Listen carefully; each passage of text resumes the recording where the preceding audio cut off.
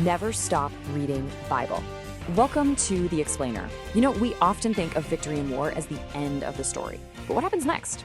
Today, we're diving into one of the toughest challenges any leader can face: how to put a country back together after a brutal civil war. We're going to walk through the story from 2 Samuel chapters 19 through 21 to see how King David navigated this incredibly messy path back to power.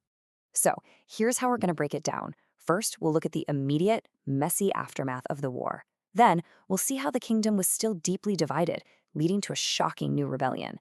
After that, a mysterious crisis from the past rears its head. We'll cover the high price of justice and atonement, and finally, look at how a new future for the kingdom was forged. All right, so the war is over, but there are no victory parades, no celebrations. Instead, David returns to Jerusalem completely shattered. He's not a triumphant king. He's a grieving father, mourning his rebellious son Absalom, and his very personal grief is about to become a huge national crisis. And that really is the million-dollar question here. Think about it. The army that just risks their lives for him, they feel totally abandoned, even shamed by his weeping. It gets so bad his own general, Joab, has to march in and basically shake him back to reality, telling him he's about to lose the very kingdom he just fought to win back. David's first challenge isn't strategy. It's just showing up for his people. So as soon as he's back, David is hit with two impossible situations. First up is Shimei, the guy who was literally throwing rocks and curses at him when he fled Jerusalem. Now he's on his knees begging for his life. And then there's Mephibosheth, the grandson of the former king, Saul.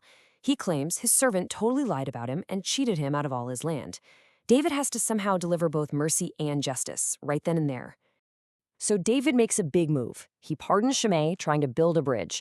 But it's not nearly enough. That old, deep-seated rivalry between David's own tribe of Judah and the northern tribes of Israel just explodes. They get into this massive argument over who gets the honor of welcoming the king home. And this isn't just a petty squabble. It's a huge red flag that the fires of civil war are still smoldering. And that fragile peace? Yeah, it's about to be completely shattered. Those smoldering embers of division are about to burst into the flames of another full-blown, violent rebellion. It's honestly shocking how fast it all falls apart.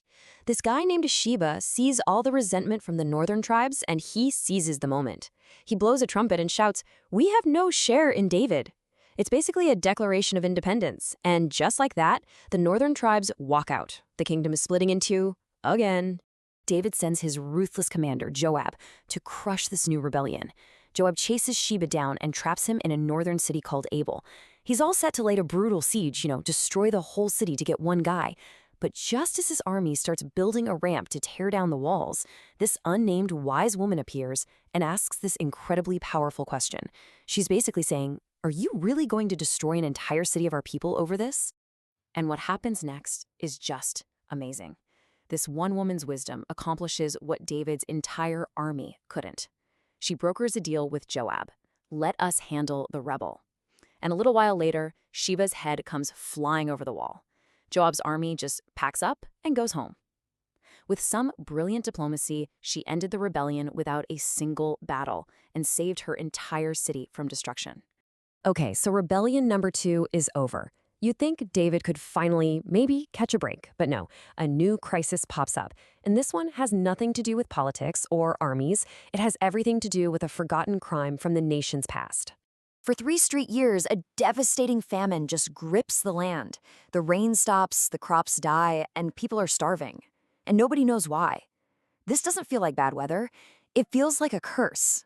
David is desperate for an answer, so he asks God what's going on. And the answer he gets is stunning. This famine isn't random. It's a direct consequence of a broken promise, a national sin committed by the king who ruled before him. Turns out, the root of the problem goes back generations. Years and years ago, Israel had sworn a treaty to protect a group of people called the Gibeonites. But the previous king, Saul, in some kind of misguided zeal, broke that sacred oath and slaughtered them. That crime was never dealt with. And now, all these years later, the land itself is paying the price. So what do you even do about that? How do you fix a sin that wasn't even yours? David knows he can't just say he's sorry. He has to go directly to the victims, the surviving Gibeonites, and ask them, what will it take to make this right? David offers them silver, gold, whatever they want, but they refuse it. They don't want compensation. They want justice for the blood that was spilled, and their demand is incredibly harsh. They want 7 of King Saul's male descendants handed over to them to be executed. It's a brutal choice, but David agrees. And as soon as it's done, the famine ends. But after that horrific atonement, David does one more crucial thing. He goes and finds the bones of Saul and his beloved son Jonathan, which had been lying in dishonor for years. He brings them back and gives them a proper royal burial. It's this incredibly powerful act of national healing, a way of honoring his former enemy and finally closing a painful chapter. So, with the kingdom finally starting to heal from all its internal wounds, what happens? Of course, a familiar external threat shows up. The Philistines, Israel's old arch-enemies, see an opening and decide to launch a new series of attacks. But this time, something's different. In one of the battles, a tired, aging King David gets cornered by a Philistine giant, and he's almost killed. He's only saved at the last possible second by one of his men. And that moment is a huge turning point. It's a stark reminder that David, the legendary warrior, isn't invincible anymore. The kingdom needs a new generation to step up. And they do. A whole new generation of incredible warriors rises to the challenge. They don't just save David's life. They go on to defeat Philistine giants and champions themselves. It's proof that the strength of the kingdom is now bigger than just one man. A new future is being built right there on the battlefield. You know, David's story really shows that peace isn't just the end of a war. It's this constant, messy, difficult process. It means confronting your own grief, dealing out complicated justice, paying for the sins of the past, and maybe hardest of all, knowing when it's time to let a new generation take the lead. The price of peace, it seems, has to be paid over and over and over again. This has been The Explainer from the Center Studio. Thanks for watching.